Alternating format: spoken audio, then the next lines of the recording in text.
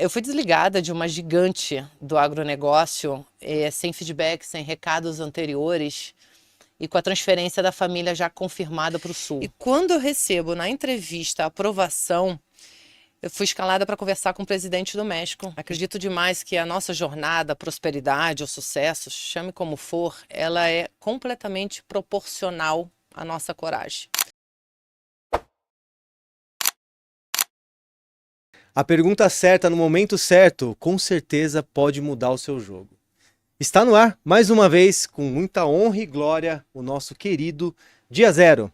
E hoje, eu tô com uma pessoa muito especial. Sabe por quê? Porque desde quando eu escrevi o projeto, eu pensei em você.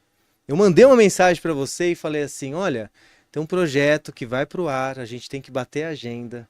Então, pessoal, com vocês aqui a minha querida amiga Roberta. Ah, Tudo bem? obrigada, Luciano. Que prazer, que honra. Tá à vontade? Super, como não? E para quem não te conhece ainda, quem é você? Atualmente, uma mulher moradora de Porto Alegre, que veio especialmente para São Paulo para encontrar você e esse timaço. Eu sou atleta amadora a vida inteira, sou uma mulher corajosa, completamente adaptável por forçação de barra dos meus pais, que são militares, assim como meu marido, então já me mudei bastante. E hoje mãe de 3.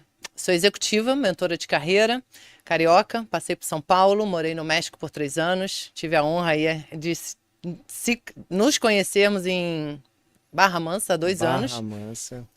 em ambientes de palestra, no corporativo, com o time lá do Edvaldo, e hoje estou aqui para fazer dar certo e compartilhar um pouco aí com a turma a minha história. Eu falo bastante que primeiro a gente faz amigo, depois a gente faz negócio. E o conceito da amizade é se importar com o outro. Você faz amigo genuíno mesmo. E aí você está aberto ao final da vida, sempre plugando situações. Conta um pouco pra galera, dentro da sua jornada, a gente vai aprofundar sobre muitas coisas, tá, Rô? Mas fala um pouco sobre network, sobre profundidade, sobre realmente se relacionar com intenção. Como é que foi a sua vida até aqui sobre isso? Olha, Luciano, se tem algo que eu sempre compartilho com a turma é que a gente precisa se apresentar, né? Utilizar melhor a nossa rede de contatos, servir de forma muito genuína, né, como contribuição. E aí eu trago para a turma um episódio real que foi a nossa conexão, né? A gente se encontrou através de um momento, uma oportunidade de fazer um grande evento e o momento dar certo. Então foi por conexão que eu fui recomendada e indicada para vocês, né? Pela minha experiência, pela minha apresentação como mentora, como palestrante, como executiva da área de gestão de pessoas.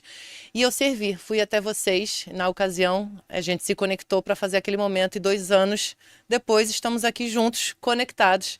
E você está certíssimo, era um projeto quando você me falou e hoje é uma honra ver esse projeto se tornar realidade. Então eu só acredito em relacionamento. Todas as decisões que eu tomei, todas as oportunidades que se apresentaram para mim, que eu aproveitei, elas vieram de conexões, elas vieram de relacionamentos, elas vieram dessa confiança que a gente vai construindo, né? E vai ganhando de volta com base na nossa energia doada. Então, acredito demais e eu fomento. Eu sempre estimulo que as pessoas se conectem de forma genuína, sabe? Servindo, ajudando, que a gente só recebe o que a gente dá. Você sabe que eu tenho os seus slides até hoje. A sua apresentação para mim foi tão linda assim. Esse projeto, ele é composto sobre o Dia da Conexão Humana. A gente trabalha tanto durante o ano, né? E o dia D, ele é feito para trazer pessoas que conectam com o coração. E você foi uma escolha a dedo. Foi muito bom.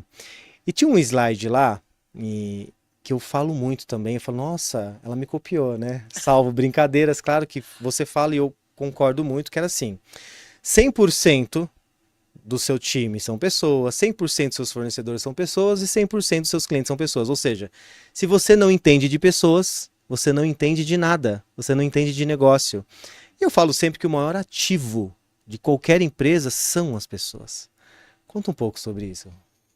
E infelizmente a gente ainda olha muito pouco, né, para o que é foco, o que é relevante, que são as pessoas. Eu venho de uma carreira executiva, ali entre 5 anos entre secretária executiva, a diretora de RH no México, onde eu me dediquei demais nessa área, né, de gestão de pessoas. E eu entrei e assumi as posições na área de gestão de pessoas muito sem querer, porque eu tinha e sempre tive um espírito subserviente de servir aos outros, de resolver problemas, de ser executora, né, de assumir os riscos. E como secretária executiva, mesmo sem a formação na área de recursos humanos, gestão de pessoas, o time me contratou e me deu a chance pelo meu servir. Então, eu me vejo muito quando eu faço essa reflexão, minha jornada em gestão de pessoas vem da vontade de ajudar, de contribuir, de servir. Sabe, de resolver os problemas das pessoas, de tornar a vida das pessoas mais fácil. Eu sempre tive isso muito forte.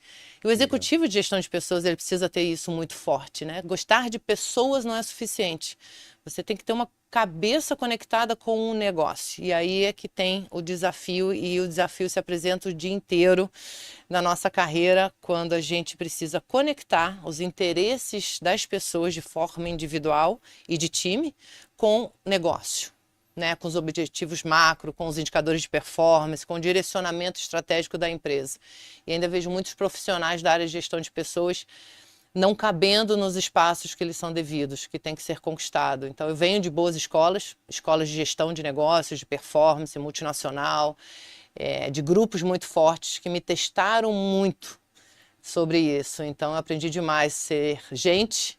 Errei muito a mão sendo só gente, e depois gestão, onde eu também errei muito a mão. Então, lidar com gente, gestão, pessoas e resultado é sempre desafiador, e aí é que fica linda essa jornada. Eu concordo muito, tá? Eu acho que quem não saca disso tá vivendo errado, né? Uma das coisas que me chamou muita atenção também, eu gostaria que você compartilhasse, um pouco da sua história. Tem momentos ali que você vai mesmo. Ou seja, aquele inglês que não era tão bom, você foi. Você sabe que eu venho entrevistando bastante gente, né? E a maioria são C-levels, cada um com uma história poderosa. Mas existe um padrão que é realmente encarar. Sabe, geralmente as pessoas não entendem as oportunidades que são dadas e o trem acaba indo embora e as pessoas ainda falam assim, meu, eu não tenho oportunidade. E você tem bastante história sobre oportunidade e você vai lá. Então, conta um pouco sobre isso pra galera. O que de verdade é encarar algo, mesmo que você não está pronto, mas você está, porque foi dada a oportunidade. Eu acredito que a gente só conquista se a gente tenta. Acredito demais que a nossa jornada, a prosperidade, o sucesso, chame como for, ela é completamente proporcional à nossa coragem. Então, tem um modelo mental que, aqueles insights divinos, né, que me tocam e que eu criei para mim, que funciona, e eu reflito muito sobre isso, Luciano, das decisões que eu tomei. Ele vem justamente das decisões que eu tomo sem esperar estar pronta, porque ninguém está pronto para nada o tempo inteiro, a gente vai aprendendo durante o processo, a gente só precisa caminhar, né? E Deus vai calçando o nosso chão. E essa fé sempre foi muito forte em mim. Então, eu tomo decisão e entendi que tomar as decisões que eu tomei me leva aqui para um ciclo, no sentido horário, para as oportunidades que se apresentam, que foi o que você trouxe. E essas oportunidades a gente aceita. Ah, todas? Todas. Sem estar pronto? Sim. Porque a gente vai dar conta. Se a gente é genuíno, se a gente tem a presença, se a gente tem a vontade, a gente vai entregar, que é o servir, que é o ajudar as pessoas. E essas oportunidades que eu encontrei e que eu aceitei, elas me levaram para as experiências que me deixaram muito mais forte. Experiências positivas, experiências de aprendizado, muita cabeçada, muito erro, muito acerto, experiências que eu precisava, que eu merecia, na física e na jurídica, né? E aí essas oportunidades me levam às experiências, e as experiências me tornam mais forte, me tornam mais seguras, me tornam mais autoconfiante. E isso alimenta o meu ciclo e me deixa mais corajosa para seguir tomando mais decisões. Então, eu acredito demais nesse caminhar, nesse movimento, nessa coragem em movimento, porque é uma reflexão que eu faço da minha jornada. É uma reflexão que eu faço justamente quando você trouxe assim, você não sabia inglês e foi morar no México em multinacional. Sim. Você nunca tinha morado lá fora e foi só com a passagem de ida. Mas dá uma aprofundada. Sim. Que essa história é muito boa. Conta pra Então, galera, conta. Porque às vezes eles acham que foi meio que simples, né? Não tem nada simples. Mas existe uma gota aí de esperança que você fala, meu, agora eu vou. Conta aí, essa história é muito legal. Foi muito legal. Foi a experiência extremamente desafiadora, assim, foi dura, foi difícil, né? Mais do que desafiadora. Eu estava em São Paulo, morando, tinha exatamente 3 anos na carreira de RH. Eu tinha sido analista no Rio de Janeiro, coordenadora em São Paulo, coordenadora regional, gerente. Era o meu 4º ano e eu recebi o convite para participar do processo seletivo da multinacional. E a cadeira era ou São Paulo ou México. E eu, mais uma vez, escolho o mais difícil, sem estar pronta, porque o desafio me ensina, e eu também reflito muito sobre isso. O difícil sempre me deixou muito mais forte, justamente porque testa a gente e faz a gente se adaptar, persistir, se apaixonar mais pelo processo e aprender muito mais, né? E a gente é feito de aprendizado e das nossas histórias. E quando eu recebo na entrevista a aprovação, eu fui escalada para conversar com o presidente do México, já com o discurso da Turma do Brasil de, olha, acho que não vai dar certo. Acho que ele não vai te aprovar. Por quê? Ele é mais tradicional, queria alguém mais madura, mais sênior, mais experiente, alguém que falasse o inglês fluente, o espanhol, alguém que já tivesse morado lá fora. Falei, mas eu posso tentar? E aí eu tentei e fiz a entrevista, me preparei em inglês, me preparei em espanhol, foi remoto, com o CEO venezuelano lá no México, e fui aprovada. Então eu pude escolher ir para o México. E quando eu fui para o México, eu fiz a pergunta, né? Por que eu para essa vaga? Diretora de Recursos Humanos em uma multinacional na Operação Doméstico. E eu ouvi a resposta. Porque você não desiste, Beta. Naquele momento, naquele processo seletivo, eu entendi que a garra que a doutora Ângela apresenta muito, da paixão, da perseverança, né, da persistência, era muito forte em mim. E eu falei, eu vou e vai dar certo. E foram quase 3 anos muito difíceis, onde de fato eu tive episódios de cansaço, de adaptação cultural, sozinha em outro país, a 10 horas de voo do Brasil.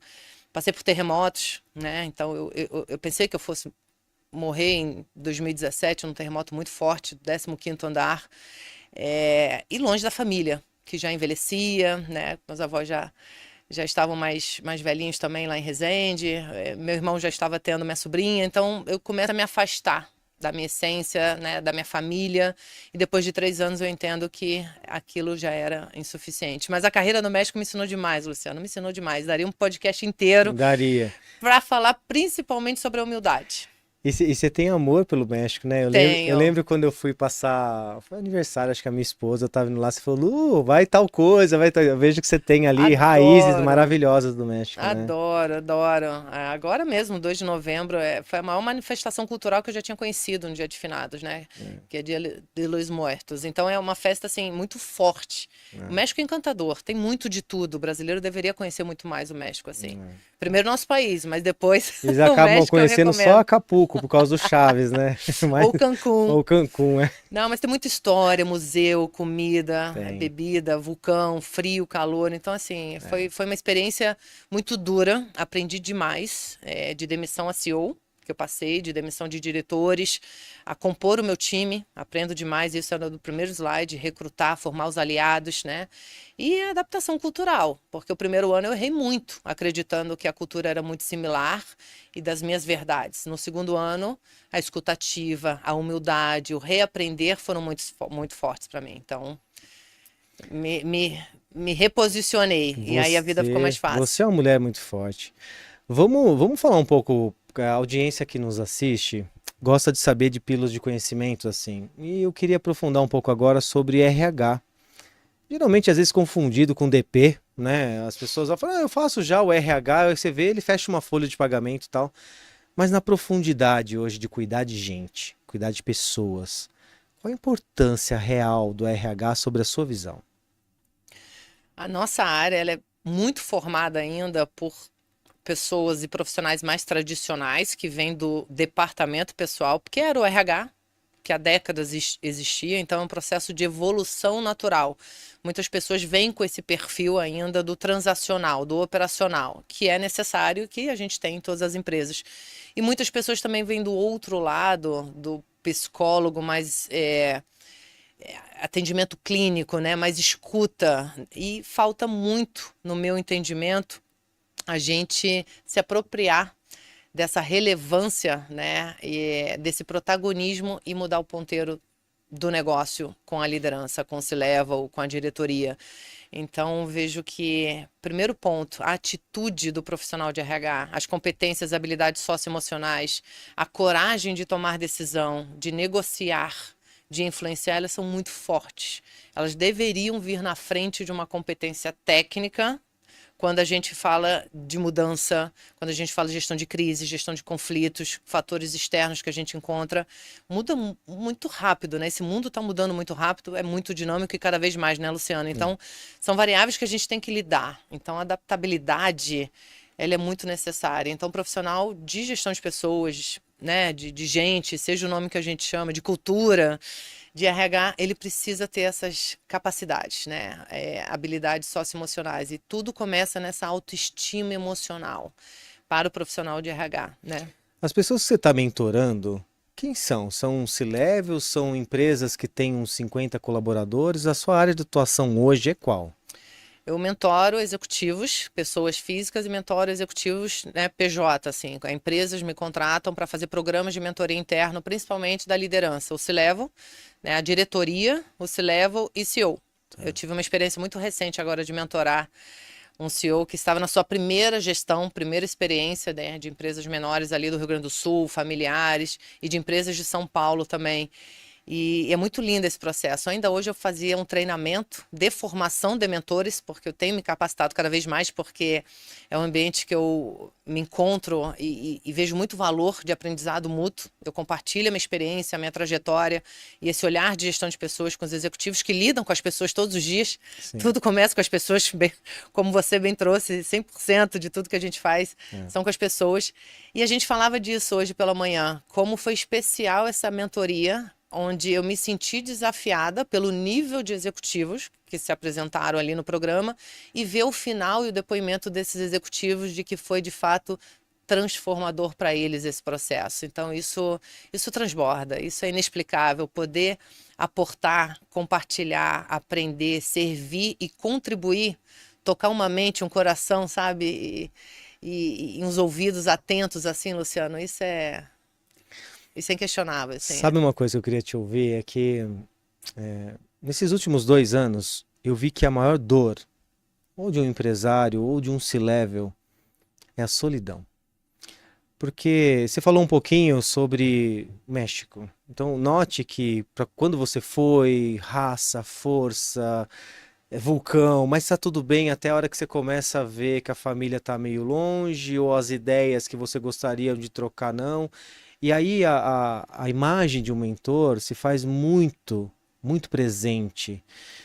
É, qual o conselho que você poderia dar sobre isso? Porque você concorda sobre isso que eu estou dizendo? A solidão do ponto de vista que, sabe, quando você está fazendo as coisas, a pessoa te entende. Seu marido te entende, seu irmão te entende, seu pai te entende, aí você dá uns passos acima, eles não começam mais a te entender, aí começa a cada vez ficar mais sozinho mesmo. O que você acha sobre essa tese que eu comecei a colocar força sobre? Não, e existe, e ela é muito real. E a gente vai se afastando porque os desafios também vão ganhando corpo, né? Altura e outro dinamismo, é natural, né? Com o nosso caminhar na jornada.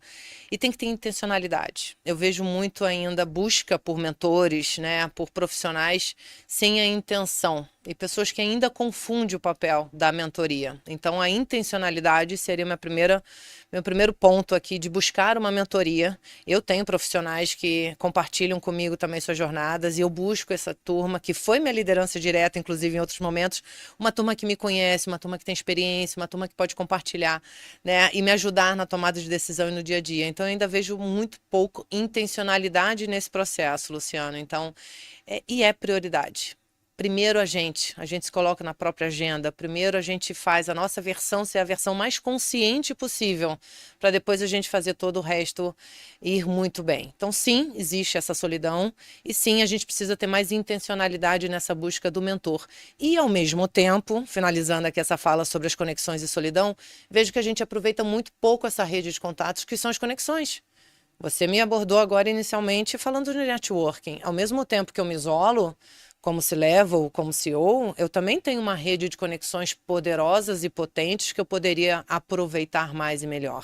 Então, se eu coloco intencionalidade, se eu sirvo com interesse genuíno, né? Se eu contribuo, se eu dou, com certeza eu recebo de volta nessa mesma rede que eu tenho, essa retroalimentação de energia, de contribuição, de aprendizado, de tomada de decisão.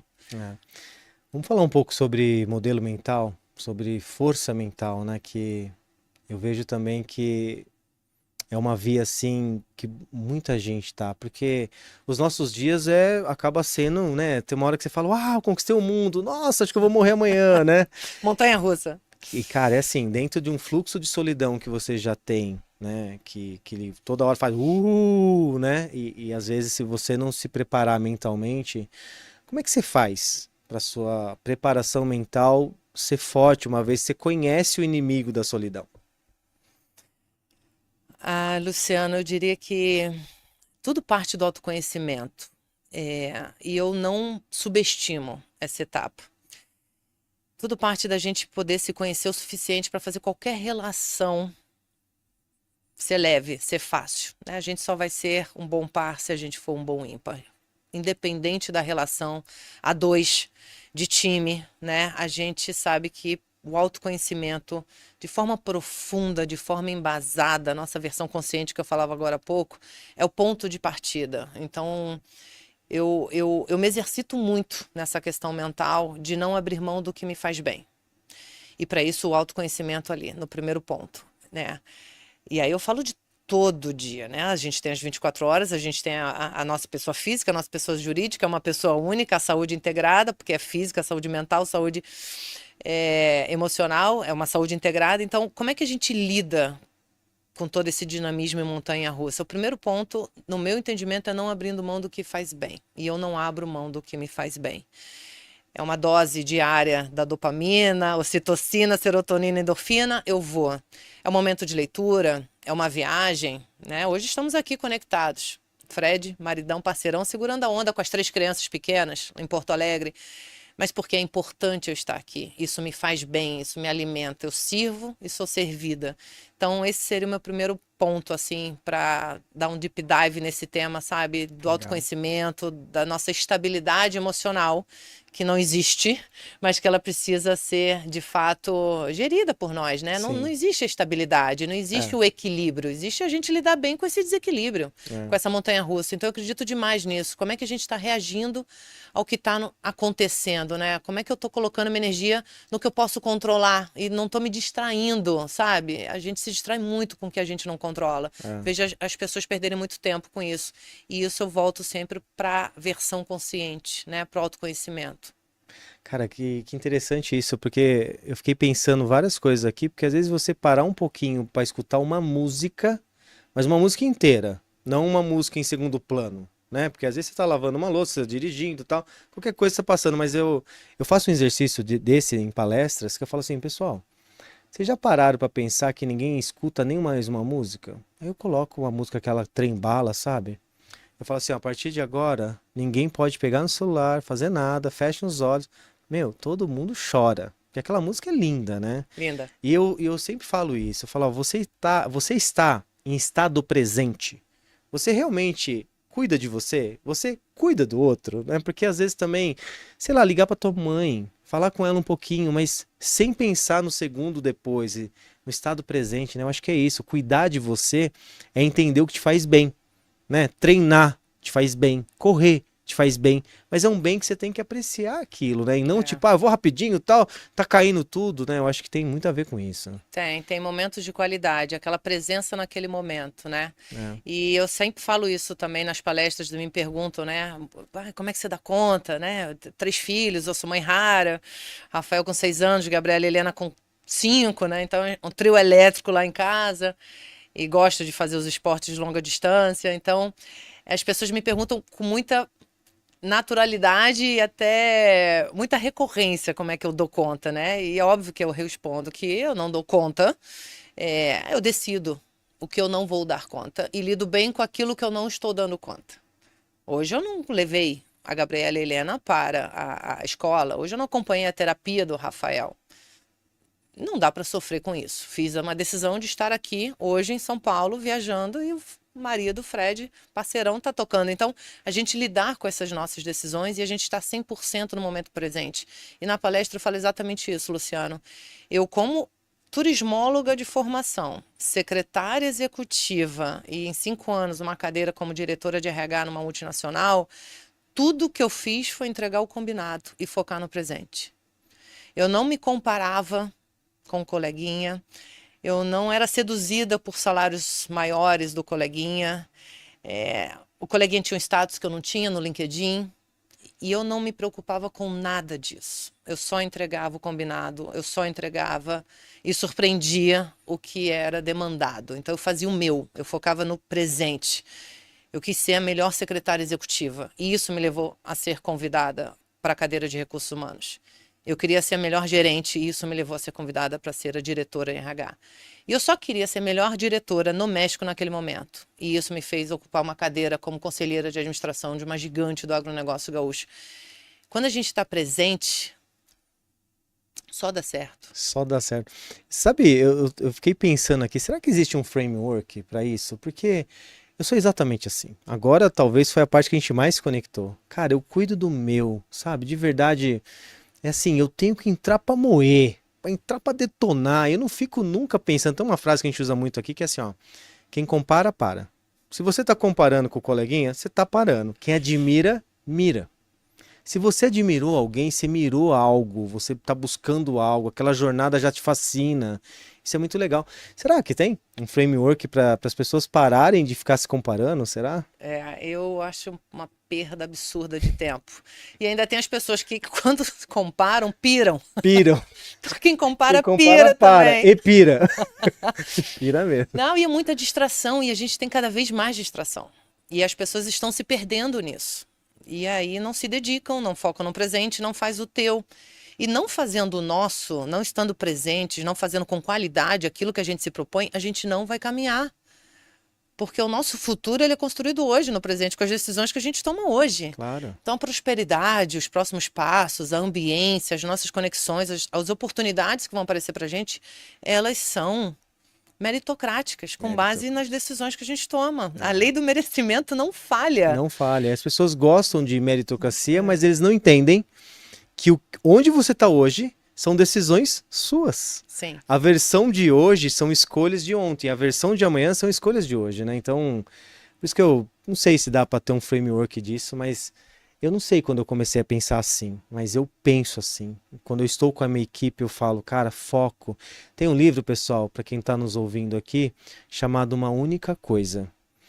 E o livro, para mim, ele é muito bom, porque qual é a única coisa que você tem que fazer que vai mudar o game? E o mudar o game, tá, galera? Não tem a ver com a sua vida. Tem a ver com a sua vida dentro do seu dia. Por exemplo, hoje, a minha única coisa é estar aqui com você. É a minha única coisa. Então, tudo que acontecer durante o meu dia, eu falo sim para você. E todo o resto eu falo não. Porque eu decretei. E eu queria que você falasse um pouco sobre o não. Você já falou um pouquinho. Como é que você lida com o não? Você falou aí, o seu maridão tá lá, tal, etc. Então é assim, cada escolha, uma renúncia. Sim. Escolheu algo e renunciou outro. Mas o não, a maioria avassaladora tem muita dificuldade. E você? Você já aprendeu a jogar o jogo do não ou você tem lugares que você tem dificuldade ainda de falar um bom não? Ai, a gente é uma eterna aprendiz, né? Na hora que a gente disser que aprendeu, tem alguma Mentiu! coisa errada.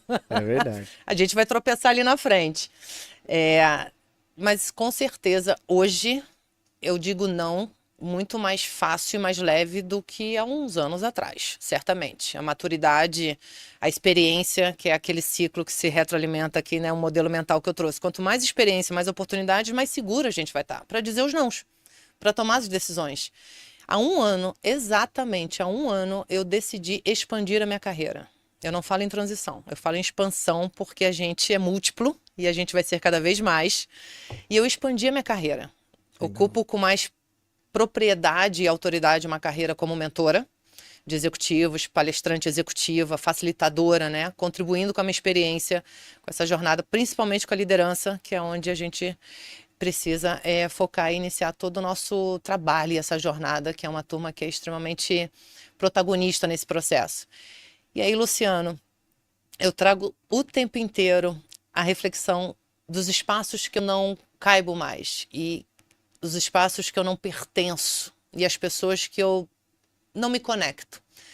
Porque isso vai muito da nossa essência, dos nossos valores, da nossa prioridade e eu volto para o autoconhecimento. Então essa autoestima emocional, a gente entender as capacidades, as competências, onde a gente vai bem, o que faz bem, o que não faz bem, isso amarrado, que eu trago como autoconhecimento, tem uma potência absurda, porque a gente começa a tomar as decisões e a dizer não com base na nossa prioridade, com base no nosso bem-estar, na nossa saúde integrada, no que é importante e vai ser foco para o que eu me identifico e me conecto. Muito bom. Então eu digo não para os outros para dizer sim para mim. Sim. Dizer não para os outros é dizer sim para a gente, e a gente precisa aprender o tempo inteiro sobre isso para a gente não se distrair. Com a galera ao qual a gente trabalha lá no História Inteligente, né, com os C-Levels, eu falo para eles assim, ó, essa matriz do não, eu tento falar para eles assim, ó, como é que a gente sabe quando é um bom não, né? E eu falo para eles assim, ó, o que você vem falar comigo na pauta muda ponteiro? Se mudar um ponteiro é um bom sim. Se não mudar ponteiro, é um não declarado. E eu faço esse exercício, falo, ó, o que você tá falando, muda ponteiro? Não, né? E é extremamente sadio quando as pessoas entendem que... Eu acho que ninguém quer perder o tempo, né? Ele só não sabe, não tá sabendo ainda que aquilo leva a lugar nenhum.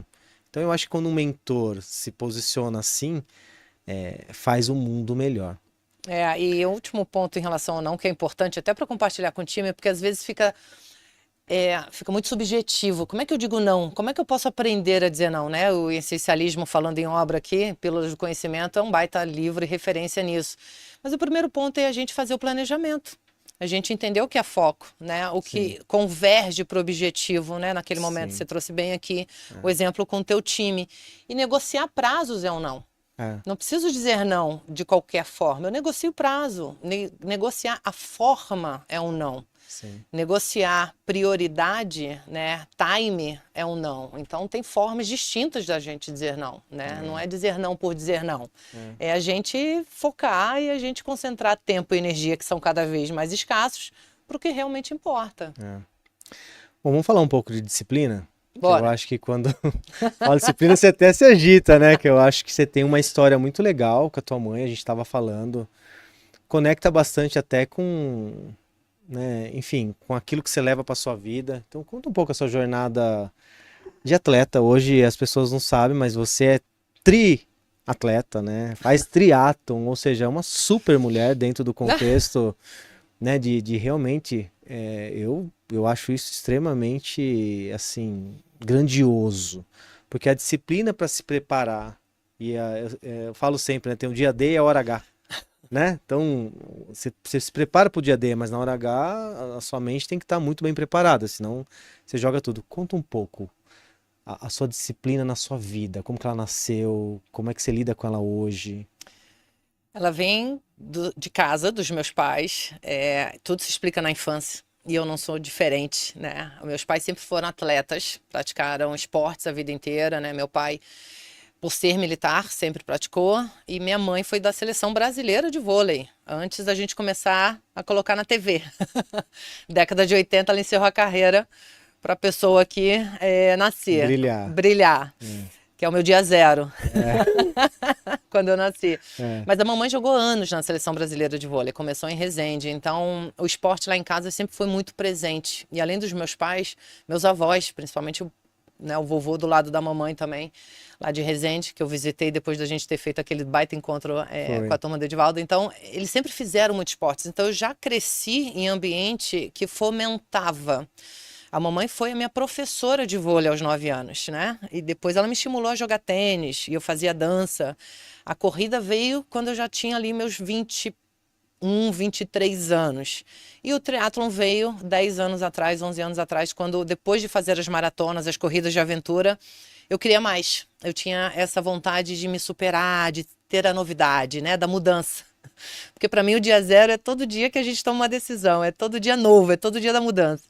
E aí eu encontrei o triatlo, fiz provas longas, né? Meio Ironman, que é uma marca bem famosa por aqui. Então as provas de longa duração, as provas Só pra galera entender, quem não sabe o que é um longas. Ironman, conta um pouco dos três, as distâncias, só pra galera sacar que coisa de maluco, né? Essa prova a gente nada 3.800, né? 3.000 metros e 800, quase 4 quilômetros, natação em alto mar. A gente parte nadando. Ó, deixa eu só abrir uma aspas aí, que eu faço natação, e pessoal, hoje eu nadei.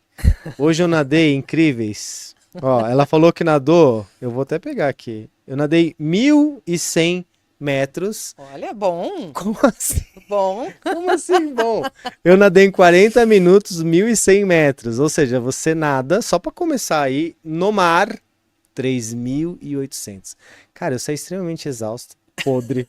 Hoje eu fiz prancha, sabe? Eu fiz Sim, muito treino de perna.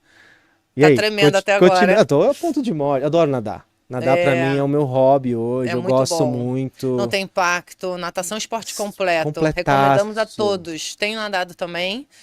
Na piscina ao lado, as gêmeas, Gabriela e Helena começaram a nadar também. E aí eu vou pra raia do lado ali, nado com elas. E fiz em 1h10, é o meu melhor tempo, se eu não me engano, nesses 3.800 no Ironman, em Floripa. Depois a gente pedala, né? Hum. Depois a gente pega a bike, faz a transição, tira a roupa de borracha rapidinho, coloca ali capacete, sapatilha, clipa, sobe na bike e vai para 180 quilômetros de bike. Qual é a distância daqui 180. para sua É casa? isso que eu fiquei pensando. É ir na minha casa e voltar. Bate no paredão e volta. Pessoal, a gente tá gravando aqui em São Paulo. Sério, eu acho que daqui na minha casa tem 80 quilômetros. Então 80 tá mais que bater e É um pouquinho voltar. mais. Caramba. Já sabemos que você pode voltar da gravação de bicicleta em um próximo Já vim momento. nadando, agora eu volto. A gente pedala 180. 5h30 foi meu tempo, talvez. E 180, subida, É, descida, tem tudo, algumas né? subidinhas e descidas, sim. Mas é uma prova bacana de fazer. 180. E E aí quanto larga tempo leva? 5 horas e 5 horas, 30 tá? em torno de o meu tempo. E aí larga a bike, tira o capacete, troca ali a sapatilha, bota o tênis. E aquilo dá uma sensação de agora é comigo, pés no chão. Até Não agora eu tem tava. cãibra na água, não tem acidente, não tem rolamento na bike. Ali me dá uma sensação de segurança, né? De pés no chão. Agora é só a maratona, 42 quilômetros, para terminar. Você tá falando, eu lembro de um cortezinho seu que eu vi no Instagram, que você tá ali se superando, acho que é seu marido gravando, você fala, Ai, amor, deu certo, a gente tá vencendo. Cara, compartilha um pouco a sua vitória e com a sua extensão familiar, que me parece que sempre é assim, né? essa foi a chegada da última prova que eu fiz, o Ironman de 2023. O maridão me acompanhou, parceiraço, ficou comigo na chuva, choveu torrencialmente e ele lá do meu lado, quase 12 horas de prova. E eu não tinha treinado o que eu gostaria, o que era necessário pelo ciclo, né, de viagens, de trabalho, de crianças pequenas, né, de toda a mudança que eu tinha ali no circuito no momento, e decidi fazer pela jornada, porque eu faço pela alegria, eu faço pelo amor que eu tenho ao esporte, né? Não é nem paixão, porque eu falo que paixão passa, mas é o amor, é a Sim. dedicação que meus pais, meus avós, a minha jornada como atleta amadora sempre foi muito forte. Então eu faço para curtir, eu faço porque eu amo aquilo, né? E foi uma chegada muito emocionante, onde eu bati no peito de fato esse momento, né? E falar assim: a gente conseguiu, a gente Foi conseguiu. maravilhoso. E é muito emocionante porque nesse momento vem muita coisa na tua cabeça, principalmente o orgulho, e a gente precisa celebrar e precisa ter orgulho da gente, de estar sorrindo, de estar curtindo o momento, de você estar em êxtase por uma decisão que você tomou. Olha que privilégio a gente poder viver, fazer o que a gente ama, né? E aproveitar esse momento, que é a presença, que é curtir. Então a gente tem que ter muito orgulho de estar inteira naquele momento. E eu estava inteira com uma pessoa que eu amo, que é o meu maridão, parceirão. As crianças estavam no Rio de Janeiro esperando a mamãe voltar de viagem. Óbvio que a gente lembra, depois que a gente vira mãe, vira pai, a gente fica mais babão Toda hora, aham. toda hora. E que bom que a gente se orgulha e lembra disso, porque só se lidera pelo exemplo. E eu Nossa. quero que eles lembrem de mim e tenham essa referência de quem faz o que ama, de quem se coloca na agenda e sorri na jornada e se propõe de forma corajosa, sem esperar estar pronto, porque eu não estava pronta para fazer aquela prova. E cheguei sorrindo, cheguei vibrando, cheguei com a melhor energia. E refletir sobre a nossa jornada nos emociona, com certeza. Não, foi lindo. Tanto que eu lembrei agora. Eu te acompanhando ali, falei, meu, ali a energia tá dada. Ali falou, meu, porra, vamos, né? Deu certo. E como é que é a disciplina? Agora traz para o mundo, sei lá, talvez corporativo, o que que o esporte sempre nos ensina, claro. O que que isso ensina para o mundo corporativo? A disciplina, ela colocando em exemplo real no dia a dia, ela me faz ser pontual. Ah, é óbvio, é óbvio. Temos muitas pessoas que, infelizmente, não entendem o valor de uma pontualidade. Isso é educação, isso é respeito. Então, eu também estudei em colégio militar, prestando continência, entendendo que a antiguidade é posto, entendendo que o respeito pela hierarquia, pelos mais experientes, ela existe. Então, no ambiente corporativo, muitas vezes isso se perde. Então, eu vejo muita falta de respeito, infelizmente, falta de respeito com pontualidade, falta de respeito na comunicação interna, falta de respeito nos relacionamentos, sabe? E fico muito triste de ver isso. Então, o esporte me deu isso muito forte, assim. A pontualidade, a execução. Pô, tenho uma meta, vou entregar, que é o que a gente falava agora. Vou focar no que é meu, né? A gente é esportista, a gente é atleta, a gente tem uma meta, a gente tem uma jornada, a gente tem um objetivo. O que que a gente vai fazer para chegar naquele objetivo? É o processo? No corporativo é assim. O que que a gente faz? É o processo, é a tua jornada. Desistir não é opção. E hoje a gente no mundo corporativo desiste muito rápido e muito fácil. Então a persistência, né, essa dedicação no processo, o esporte sempre me deu muito forte. E isso com certeza sempre me ajudou na minha carreira, sempre me ajudou a ficar orientada para o que realmente importa, concentrada no meu objetivo, em executar o combinado e honrar a minha palavra. A gente falou sobre tanta coisa, né? E você até citou alguns D0s aí da vida, mas conta algum gatilho que mudou a Roberta do jeito de ser. Assim, sabe quando você vê algo, não dá pra mais pra desver? Manja essas coisas? Tem algo aí, você pode escolher qualquer rodovia que a gente já trilhou. Escolhe um e conta, mas tem que ser um momento assim que você volta mesmo e fala, meu, aquele dia chuvoso, tal, etc. Ou seja, é algo que mudou. O que foi? Eu vou começar pelo mais importante, que é o nascimento do Rafael. O Rafael nasceu em 19, né, em setembro, paulista, primeiro filho meu e do Fred, todos os exames perfeitos, parto normal, lindo, a termo. E o Rafael nasce e não chora e não reage e é entubado logo depois do parto. E foi um grande susto pra gente. Há 6 anos eu me torno mãe e há 6 anos eu me torno mãe rara. O Rafael, depois de 6 dias entubado na UTI, recebe o diagnóstico de uma doença rara, a síndrome de Morsier, ou displasia septo-ótica. Foi um susto para a gente, e é algo completamente novo, e é completamente raro.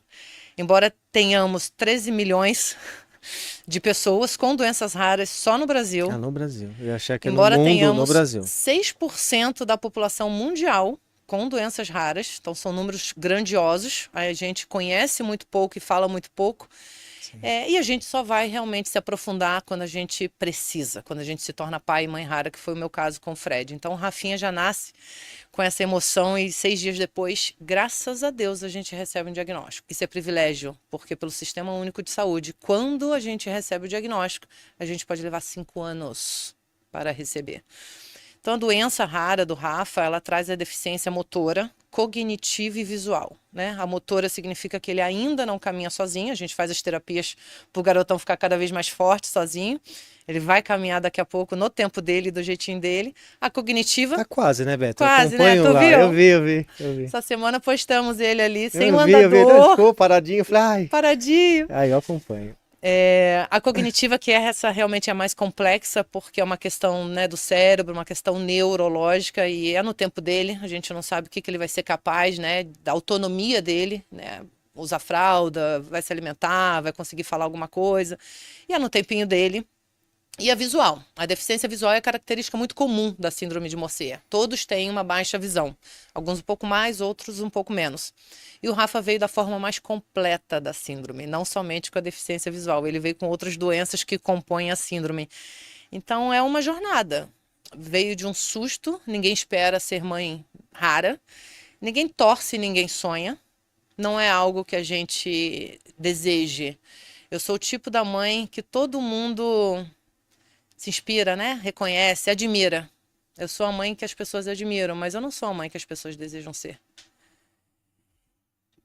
E ao mesmo tempo é tão lindo ser mãe rara e a gente entender que a gente precisa celebrar o pouco, pequeno, que não tem nada de pouco e pequeno, sabe, Luciano? O Rafael ensina tanto pra gente todos os dias que esse com certeza é o dia zero de todos, porque todos os dias a gente aprende algo diferente. A gente aprende a ser humilde, a gente aprende a ser paciente, a gente aprende a compartilhar, a formar o time de terapeutas, a reconhecer e celebrar os enfermeiros, médicos, a dar valor ao nosso privilégio, né, de medicamentos, de consultas, de laboratórios ou de hospitais. E a gente aprende a celebrar o tempo que a gente tem, porque a gente se distrai muito se a gente se permitir, né? A gente se desgasta muito se a gente permitir. A gente se chateia com muita bobagem se a gente se permitir. E o Rafael não permite isso. O Rafael, ele mostra pra gente todos os dias do que realmente importa, como a vida deve ser celebrada, como a gente deve agradecer. A gente aprende que gratidão é algo muito forte. E quando a Gabriela e a Helena, naturalmente gêmeas, feitas e nascidas na pandemia, nascem um ano depois, elas só comprovam que Papai do Céu sabe de tudo, né? E que a gente tem que ter muita fé nessa jornada. E o Rafinha dá aula. A Rafinha, ele veio para ensinar. A gente acha que a gente que ensina algo, É ele. que é ele que precisa da gente, é ele que vem para dar aula todos os dias pra gente sobre tudo. Então é incrível. Essa, sem dúvida alguma, é o meu dia zero, assim, mais especial. Seu mega dia zero, porque assim, a gente falou muito sobre estar pronto e praticamente a gente nunca tá. Quando a gente vira mãe, quando a gente vira pai, todo mundo fala, ó, vai ser assim, assim, assado, mas a gente nunca, né, o skin the game. E de fato ser uma mãe rara, nossa, é uma jornada. E assim, eu nunca tinha escutado você falar dessa maneira, né, sobre a ótica do Rafa. Porque de fato, com certeza absoluta, ele ensina todo o ecossistema que pluga nele. Toda hora ele está ensinando. Porque ele está sempre aprendendo, né? Ele está sempre doando o que ele tem de mais puro dentro dele. Porque se cada dia é um dia melhor para ele, ele nos ensina que a gente deveria ser mais todos os dias. Né? E é uma sensibilidade, né, que a gente vai aprendendo, porque ele não verbaliza as palavras como a gente. Ele não me olha nos olhos, né? Nunca me encarou aquela cena, né, do bebê amamentando. Uhum. E como é que eu aprendo a lidar com isso? É forte, né? Punk, demais. E eu e o Fred e a família, e o ecossistema, toda a equipe de apoio aprende todos os dias. A Gabriela e a Helena são privilegiadas de poder, dentro de casa, já lidar com a diversidade, com a inclusão, com a equidade. Olha que potência tem as gurias, com 4 anos, poderem falar na escola que o irmão é raro, e que ele escuta, ele é inteligente, né? E que a cadeira dele de rodas é uma cadeira especial, é diferente. Então, isso tem muito valor. Mas tem que ter mente, olhos, ouvidos e corações muito abertos para poder aprender com tudo isso. Tem que saber olhar, né? Tem. Saber olhar, né? Não só ver, olhar. Né? Com o coração, com a profundidade. Isso é um baita dia zero. Disparado, o melhor de todos que a gente escutou até aqui. Muito bom. Bom, pra gente... Tem uma pergunta que eu faço aqui sobre o que te impactou na sua jornada. Mas aí agora vamos trazer para o mundo corporativo, ok? Porque quando você está trabalhando em algum lugar, você acaba fundindo com o propósito, né, do que está lá, do que busca. E você pode escolher, dentro da sua trajetória, algo que você falou, meu, eu vi a organização, a corporação fazer algo que mexeu comigo, cara. Foi muito bom. O que foi? Dentro do seu fluxo, assim. Escolhe algo que tá aí dentro e conta pra gente. Mexeu positivo ou mexeu não tão bom? Vai da maneira que você quiser, ué. Vai o que toca. Vai o que toca. Olha, Luciano, eu vou trazer a experiência mais recente, que foi um choque, foi uma ruptura, mas que foi positivo. Porque a gente é que encara, né? Quão cheio tá o copo, é a gente com o nosso olhar para a vida é que diz. Eu fui desligada de uma gigante do agronegócio, sem feedback, sem recados anteriores e com a transferência da família já confirmada para o Sul. Então, em uma sexta-feira, eu falei para o CEO que a gente estava se mudando do Rio de Janeiro para o Rio Grande do Sul e na segunda eu fui desligada. E essa ruptura me chocou muito, óbvio, depois de ter atuado como diretora executiva e conselheira de administração e consultora, uma passagem de 3 anos. E sem contar a jornada, Sem né? contar a Que era jornada. Rio de Janeiro, que eu acompanhei um pouco, eu lembro. Você lembra? Claro, pô. Eu Então a lembro gente que você conta, tava a nessa. gente conta pra turma que eu fui contratada morando no Rio de Janeiro, a empresa no Rio Grande do Sul, só que era interior do Rio Grande do Sul. Então eram 6 horas da capital de Porto Alegre. Então eu descia em cidades do interior e ainda pegava ali voos regionais e às vezes até 6 horas ali em deslocamento pela serra. Então foram 2 anos e meio nessa jornada, né? As crianças muito pequenas, a estrutura no Rio de Janeiro, né? Com o Fred, com a equipe de apoio. E era semana sim, semana não. Então foram 2 Lembro. anos e meio de uma jornada muito intensa. A parte muito boa que eu olho para trás e falo assim, que legal que eu me doei, como eu aprendi. E eu aprendi principalmente sobre a influência, que é a capacidade de fazer os outros pensarem. Voltando para gestão de pessoas, profissional de recursos humanos, essa é uma habilidade ímpar para todos nós. Influenciar pares, influenciar diretores, presidentes, em prol do negócio, do objetivo comum e do que é melhor para o time, para as pessoas. Então, aprendi demais com essa turma, cultura diferente, né? Formação de time, marca empregadora, desafio de atração de talentos em lugares, municípios que tinha mais vaga do que pessoas morando. E foi uma ruptura, que foi o lado do aprendizado. E eu tinha tudo para ficar muito chateada e me consumir, né? Que é uma ruptura, é um momento que você não espera, é um momento que montanha-russa, você está no topo, fui conselheira, fui diretora e daqui a pouco você fala, uau, e agora eu estou desligada, indo com a família, chegando para a página em branco, né? E mais um dia zero, mais uma mudança, mais uma decisão que a gente toma de caminhar. E naquele momento eu falo, que potente que foi essa mudança para me colocar onde eu estou hoje. E só estamos aqui hoje por todas as decisões que eu tomei.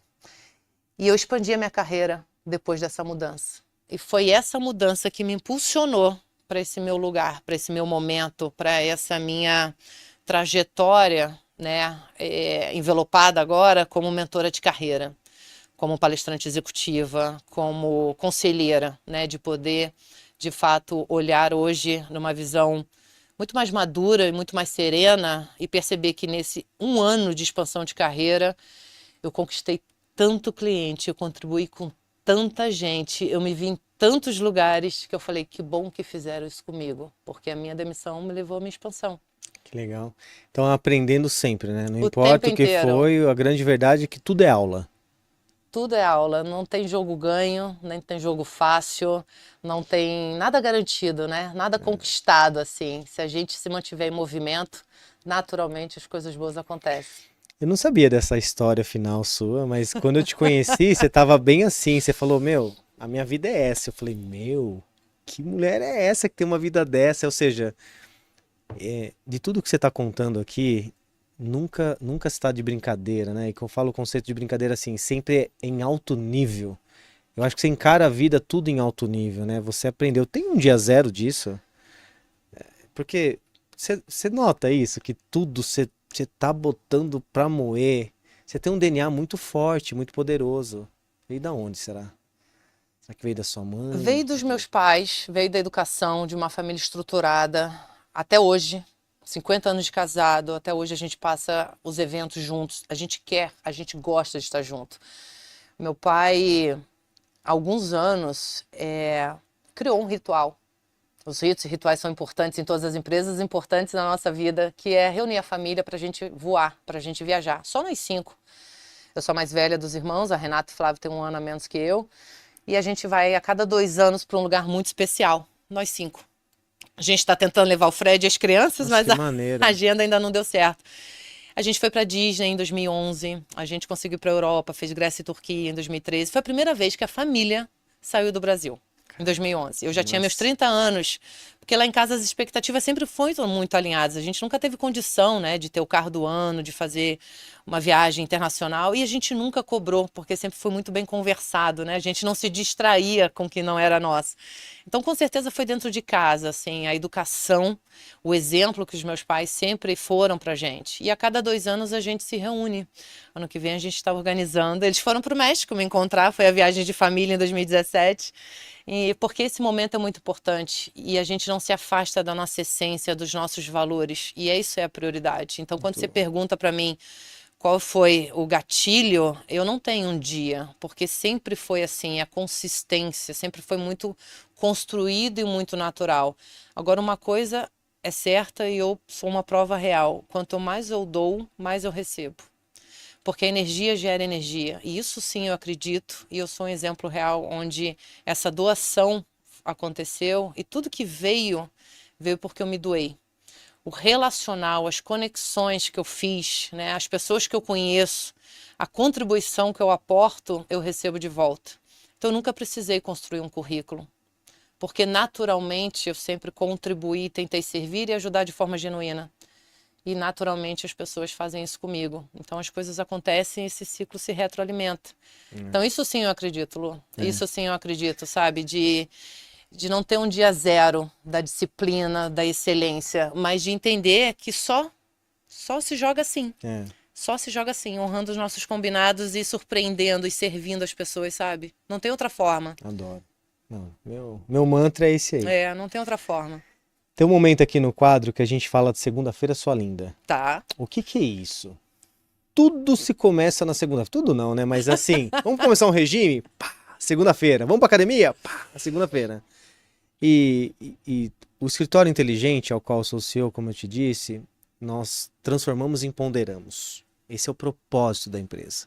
E a gente leva o quê? Protagonismo. Para transformar em ponderar, dar luz a quem quer luz, a quem deve ter luz. Então, de fato, lá todo mundo está no palco.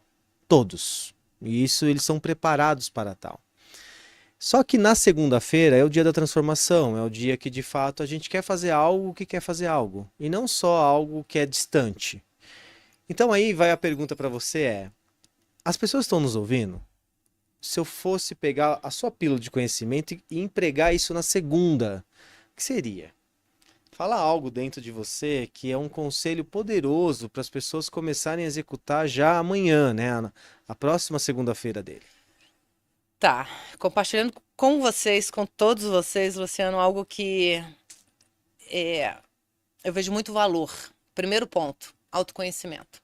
Então, primeiro ponto, chegou na segunda-feira, eu me conheço o suficiente, quem sou eu? A gente tem muita ferramenta disponível. Pode ser mentor, me contratem, me acione que eu ajudo. Tem um ferramental muito forte quando a gente fala do autoconhecimento, né? Da gente conhecer nossas competências e habilidades. Então, o primeiro passo eu começaria assim: segunda-feira, eu me conheço o suficiente no que eu sou bom, o que eu gosto, o que eu não gosto, o que eu não posso abrir mão, onde é que eu tenho que potencializar ou ficar mais atento. Segundo ponto, na segunda-feira eu faria um diagnóstico, tá? Um diagnóstico assim do time e da empresa. Empresários, empreendedores, líderes, como é que está o meu time? Que é essa turma que leva a gente adiante, né? Primeiro quem, depois o como. Sim. Como é que está a minha empresa? Como é que está o meu time? Pô, eu conheço o suficiente meu time? Posso rodar uma avaliação de gente, né? Momentos de conversas difíceis estruturados como feedback. Conheço as motivações individuais, né? Entendo os próximos passos do meu time. Estou com o time certo. O time certo no lugar certo. Importantíssimo. Não é? Não tem gente ruim. Não, é gente certa no lugar certo para tornar exponencial. É. Então, primeiro ponto, partiu do autoconhecimento, partiu desse diagnóstico de time da empresa, faz o plano. Terceiro ponto, planejamento. A gente falou muito do foco. A gente tem muito claro qual é a meta. E eu tenho muito claro qual é o meu indicador para chegar nessa meta. Que ritos, né? Que rituais de gestão, que não são eventos de cabeceira, de prateleira que eu vou tirar aqui, eu estou fazendo para amarrar essa cultura, para fortalecer, né, o que eu vi no meu diagnóstico, no meu time. Então, esse planejamento, e aí a gente faz em papel de pão. Onde eu estou no plano A, onde eu quero chegar no plano B, qual vai ser o meu plano de ação, qual vai ser minha jornada, meu processo. Então, parar de desculpas, né? Não tenho dinheiro, a grana para investir, não tenho software, não tenho inteligência, não tenho mão de obra. Faz ali, plano A, plano B, o que que a gente precisa fazer. Então, terceiro passo eu colocaria como planejamento, como plano de ação, né? O quarto passo é a gente celebrar, a gente reconhecer, a gente destacar o nosso time, a gente valorizar, a gente impulsionar, a gente formar gente melhor que a gente contratar gente melhor que a gente. Não abriria mão na segunda-feira, sabe? De buscar gente boa, gente que acredita, com energia boa, para a pessoa dar certo numa empresa, para a pessoa impulsionar os outros, inspirar. Ela tem que ter essa garra, essa vontade. E tem muita gente que tem muita vontade hoje, que a gente pode olhar, que a gente deve contratar. Então, se cercar de pessoas com vontade, né? Com presença, com vontade, com essa garra. E aí, quinto ato final, faria uma avaliação desse plano e roda o PDCA de novo, se tiver que rodar. Então tá de segunda a sexta aí, né? Elabora as metas novamente. Mas autoconhecimento, e aí eu vou reforçar e repetir, porque é algo que eu acredito que é onde a gente se coloca na própria agenda. É onde a gente, de fato, não abre mão do que é importante pra gente ter essa energia que vai fazer todos os outros passos, sabe, virem de uma forma mais fluida, mais leve, mais divertida. Então, é o que eu acredito. Diria isso. Não, isso foi muito bom. A frase que cabe é aquela: não existe CNPJ forte com CPF fraco, né? Ou seja, ou seu CPF se torna strong ou senão não dá. Ô Beto, olha só, aquela câmera ali é a tua. Imagine já olhei pra ela. Eu sei, pô, mas ali... Já interagi com ela. Mas agora eu quero que você olhe pra ela, porque essa parte aqui é chamada de showtime. Ai, meu Deus. Showtime, imagine que o mundo está te vendo agora. E você tem uma mensagem pra ele. O que é tão fora da curva, assim, pra você entregar pra todo mundo que vai parar e te ouvir? Olha ali. E agora é o seu momento, é showtime. Fala o que... Uau. Agora você fala do coração, né? Aí, vai ser Aliás, mesmo, tá? Porque... tudo que você falou até agora foi do coração. Então, vai ser mesmo, entrega agora o que de fato, sabe, a gente quer mudar o mundo ao qual a gente está inserido. O que é isso? Ai, minha frase de outdoor seria: não reclame, sorria. Sorria, mesmo que o seu sorriso seja triste. Porque mais triste que um sorriso triste é a tristeza da gente não saber sorrir. Então, para de reclamar e sorria. Muito bom, cara. Você sabe que eu vivo a frequência da positividade. Eu falo isso para todo mundo que está ao meu redor. Eu falo, ó, eu não falo tudo bem, eu falo tudo ótimo. E o tudo ótimo é algo que impacta. Porque a maioria é assim: olá, tudo bem? Tudo bem, né? E quando você fala, ah, tudo bem, tudo ótimo, parece que como ousas a estar tudo ótimo, né? Então, quando você foca a sua vida em algo positivo, positivo está declarado. E eu noto e vejo que você vive a frequência da positividade. Você entendeu esse jogo. E esse jogo só tem coisa boa. Não tem como vir coisa ruim. A positividade nos traz tudo aquilo que a gente quer e principalmente busca. Muito bom, e é isso mesmo. Eu enxergo todos os aprendizados como algo extremamente necessário e eu consigo ser grata. E isso é muito importante. Eu costumo dizer assim: não tem erro, não tem o que deu errado. Tem o que deu naquele momento, tem o que aconteceu e como eu reajo e qual é o meu olhar sobre isso. Então, fica aqui como palavra final de que a gente precisa ter esse olhar de aprendizado, de que se aconteceu com a gente é porque a gente precisa, é porque a gente merece. E é isso que vai nos ensinar para as próximas decisões que a gente vai tomar com muita coragem, hein? Muita coragem. Pessoal, para você que tá de casa aí, você gostou? Esse episódio aqui eu não só gostei, eu amei. Então, ó, clica aqui, senta o dedo nesse like, compartilha, porque senão você tá vivendo errado. Tá pronto para descomplicar? Então bora. Bora, let's go.